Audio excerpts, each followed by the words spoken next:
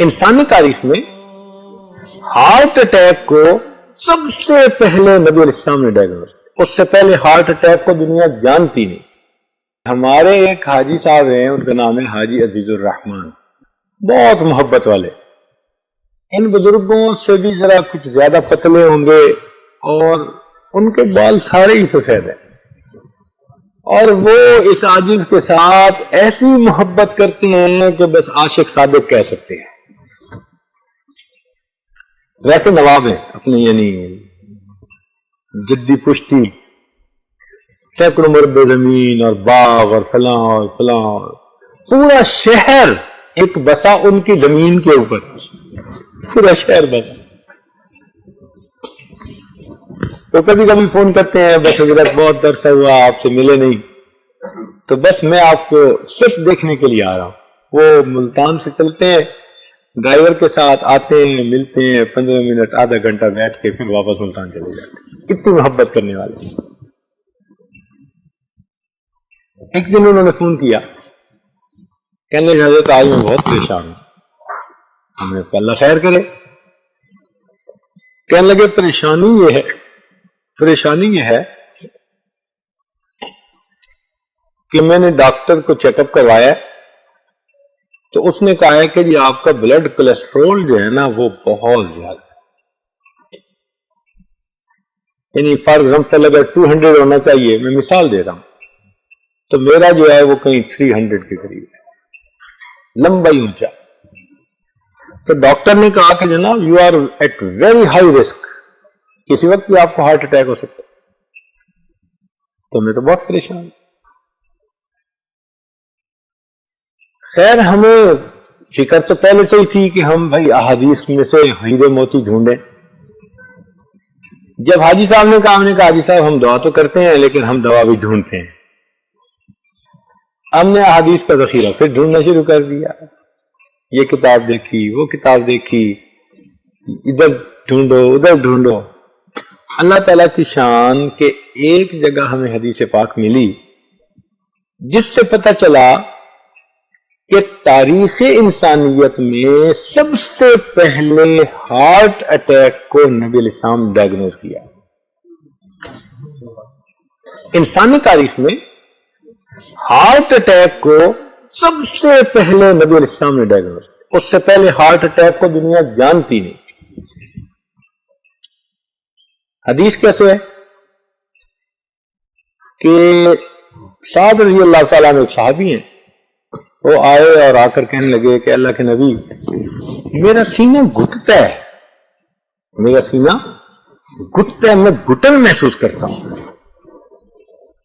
تو نبی شام نے انہیں دیکھ کر فرمایا کہ یہ آپ کو دل کی تکلیف.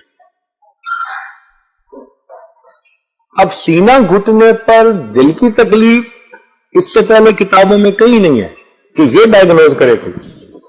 تو نبی علیہ السلام نے فرمایا بھائی تمہیں تو دل کی تکلیف. ان کے اللہ کے نبی میں اب کیا کروں؟ تو نبی علیہ السلام نے فرمایا کہ تم اجوا استعمال کر. اجوا کھجور ہوتی ہے. تو وہ ٹھیک ہو گیا الحمدللہ. اب ہمیں اجوا کی تلاش.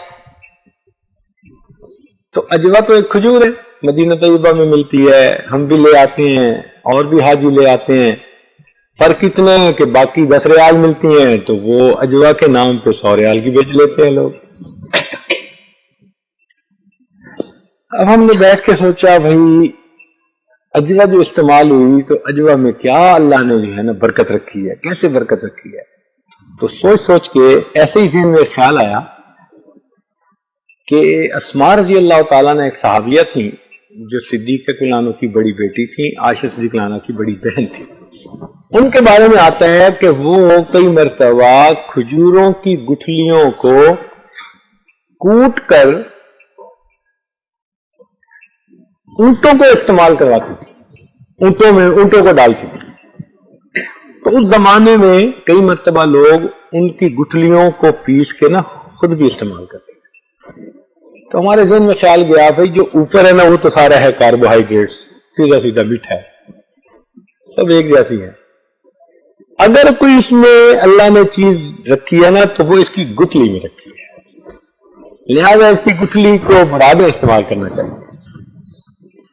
ہم نے جی کھجوریں لی اور ان کی گٹھلیاں لے کے ہم نے ان کو کہا کہ ان کو پیستے ہیں.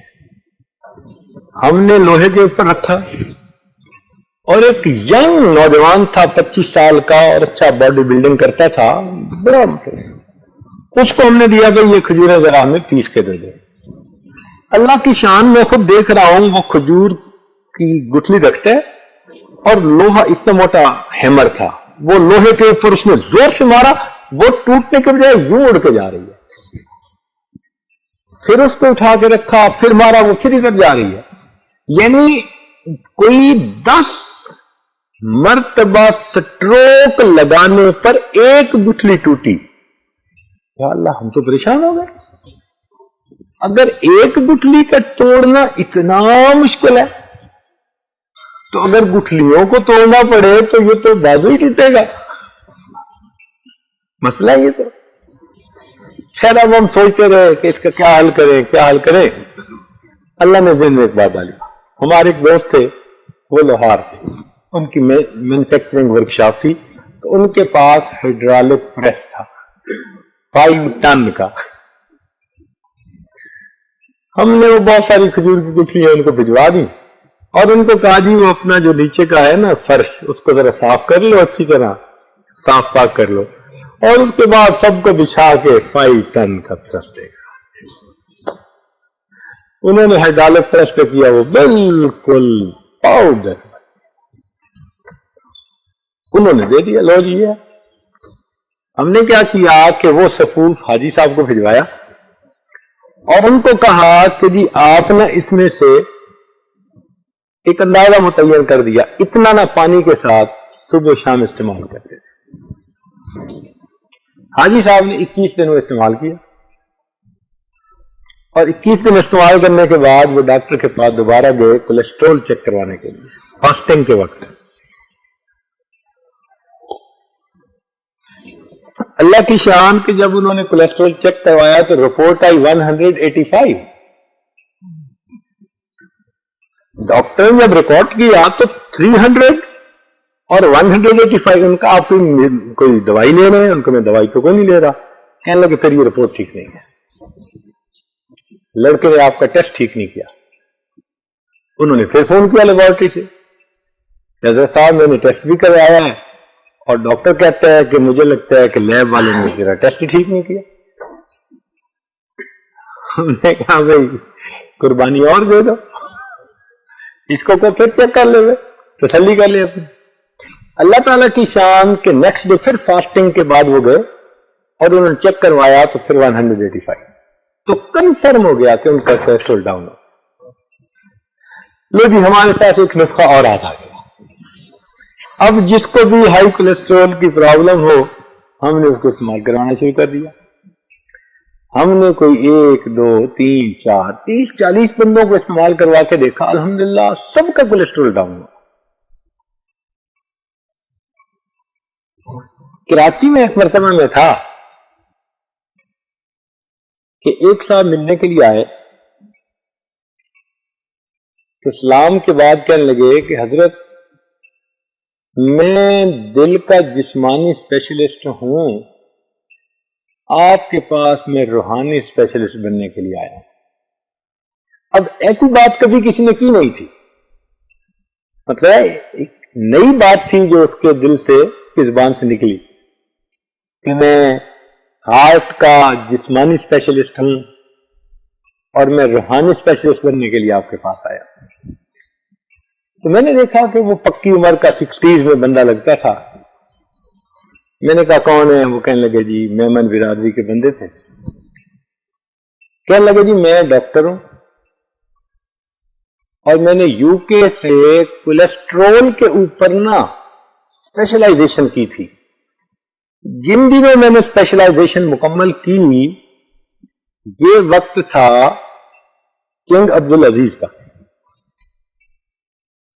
تو کنگ عبدالعزیز نے لیٹر لکھا سعودی عرب سے ادھر اور ان کو کہا کہ مجھے ایک مسلمان ڈاکٹر چاہیے جو میرے محل میں رہ سکے اور میری پوری فیملی جو ہے نا رائل فیملی، اس کا وہ ہارٹ اسپیشلسٹ ہو، مگر وہ اتنا قابل ہو کہ جو مجھے علاج یورپ جا کے مل سکتا ہے وہ علاج مجھے وہاں ملے، یہ میری کنڈیشن ہے، تو میں دے دوں گا۔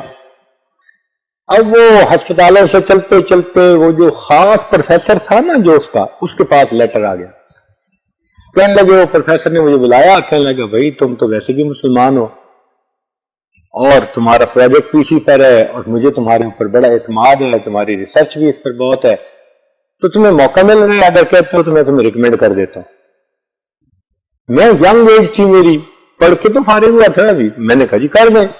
اس نے جی لیٹر لکھ دیا، مجھے ادھر سے ہی اپوائنٹمنٹ ڈائریکٹ سعودی عرب، کہتا میں سیدھا پیلس کے اندر، ینگ لڑکا کون ہے جی؟ یہ ہارٹ اسپیشلسٹ ہے، کینی تھا ہز ہائینس، کہنے لگے اتنی میری تنخواہ،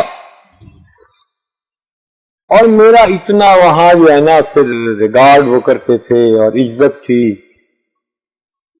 پھر کنگ عبدالعزیز سے میرا اتنا یارانہ ہو گیا، وہ بتانے لگے کہ ایک مرتبہ وہ اتر الٹ رہے تھے بیت اللہ کے اندر، انڈیل رہے تھے، تو میں دھو رہا تھا بیت اللہ شریف کو، اور تھوڑی دیر کے بعد میں انڈیل رہا تھا اور وہ جھاڑو سے دھو رہے تھے، یعنی میں ان کے اتنا قریب ہو گیا کہ میں نے اور کنگ عبدالعزیز نے مل کے بیت اللہ شریف کو اندر سے دھویا۔ تو کہتے میں نے وہاں پر اتنی 35 سال 40 سال وٹ ایور کچھ اس نے بتائی، اتنی مدت جو ہے سروس کی ہے، اور مجھے اتنا اللہ نے دیا ہے کہ اب مجھے کچھ کمانے کی ضرورت نہیں۔ تو میں وہاں سے ریٹائر ہوا۔ میں وہاں بھی یہی کرتا تھا کہ ڈیوٹی کے بعد ایک کلینک بنایا ہوا تھا، اور وہاں پر میں لوگوں کو مفت چیک کرتا تھا۔ میں کہتا تھا جب اللہ نے مجھے اتنا ایک ہی طرف سے دے دیا ہے تو میں اللہ کے بندوں کو فائدہ پہنچاؤں۔ اور اب میں کراچی میں اس لیے آیا ہوں کہ میں یہاں پر ایک لیبارٹری بنانا چاہتا ہوں اور فری میں ہارٹ کا علاج کرنا چاہتا ہوں، ڈائگنوزز یہ وہ سارا۔ تو وہ مشینیں بھی وہاں سے لے کے آئے اور بڑا ان دنوں کام کر رہے تھے، یہ کوئی کم از کم 20 سال پہلے کی بات ہے۔ خیر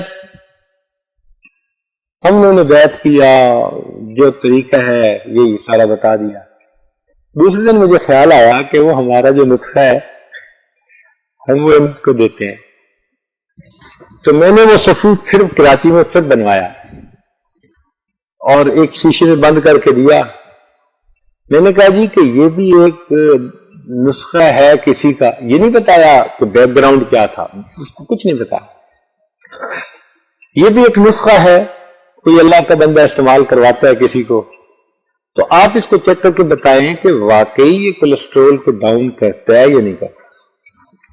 اس نے کہا حضرت مجھے پورا 1 ویک چاہیے اس کے لیے، میں آپ کو اس کی لیب رپورٹ دوں گا۔ میں نے کہا ٹھیک۔ 1 ویک کے بعد وہ میرے پاس آئے اور مجھے کہنے لگے کہ حضرت وہ دوائی جو تھی وہ کسی نے پیٹنٹ کروائی ہے یا نہیں کروائی؟ میں نے کہا کروائی ہوئی ہے۔ کہنے لگا میں یہ کہہ رہا تھا کہ اگر کسی نے نہیں کروائی تو آپ کروا لیں، وہ تو اتنی زبردست دوائی ہے کولیسٹرول کو کنٹرول کرنے کے لیے کہ میں نے لائف میں ایسی دوائی نہیں دیکھی۔ تو جب اس نے یہ کہا تب میں نے کہا کہ میں نے اپنے نام پہ پیٹنٹ نہیں کروائی، یہ میرے آقا اور سردار صلی اللہ علیہ وسلم کے نام پہ پیٹنٹ ہوئی ہے، یہ ان کے نام کی پیٹنٹ ہے۔ پھر میں نے انہیں حدیث سنائی اور پوری بات سنائی تو ان کی آنکھوں سے آنسو آ گئے۔ الحمدللہ ثم الحمدللہ، احادیث مبارکہ کے اندر کیا کچھ ہمارے فائدے کی باتیں ہیں، ہم اس خزانے سے فائدہ نہیں اٹھا رہے، سچی بات ہے، ہم فائدہ ہی نہیں اٹھا رہے، سیدھی بات، کاش کہ ہم فائدہ اٹھاتے۔ خیر پھر ہم نے 1-2 سال اس پر کافی اور بھی ریسرچ کی، کئی اور ساری چیزیں ڈھونڈی۔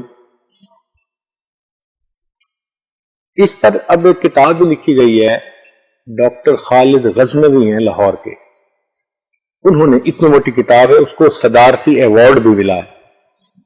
اس کا کتاب کا نام ہے سنت نبوی اور جدید سائنس، سنت نبوی یا طب نبوی اور جدید سائنس۔ تو ماشاءاللہ اس کے اندر انہوں نے کافی ساری، چونکہ وہ MBBS میڈیکل ڈاکٹر ہے اور وہ وہی سنت نبوی کے مطابق جو ہے اس کا علاج انہوں نے شروع کیا ہے، تو ماشاءاللہ کافی ان کا کام چل رہا ہے، ان کے پاس بہت پیشنٹ جاتے ہیں اور اللہ کے فضل سے ٹھیک ہوتے ہیں۔ تو بتانے کی بات یہ تھی کہ بھائی ہمارے نوجوانوں کو چاہیے کہ اللہ تعالیٰ نے ان کو جو اتنا دماغ دیا، ذہن دیا، یہ اس ذخیرہ احادیث کو پڑھا کریں اور پھر اس سے نہ ہیرے موتی ڈھونڈیں تو اللہ کی مخلوق کو فائدہ پہنچے۔ یعنی ہم نے اگر حالات کے تحت، ضرورت کے تحت ہم نے اگر رجوع کیا تو ہمیں 1-2 سال کے اندر 8-10 ہیرے موتی مل گئے، تو اگر اس پر مستقل انسٹیٹیوشن کی طرف سے یا علماء کی طرف سے یا ٹیلنٹڈ قسم کے جو لوگ ہیں MBBS ڈاکٹر ہیں وہ ریسرچ کریں تو پتہ نہیں وہ تو کیا کچھ اس میں سے نکالیں گے۔ واللہ ما طلعت شمس ولا غربت الا وانت فی قلبی ووسواسی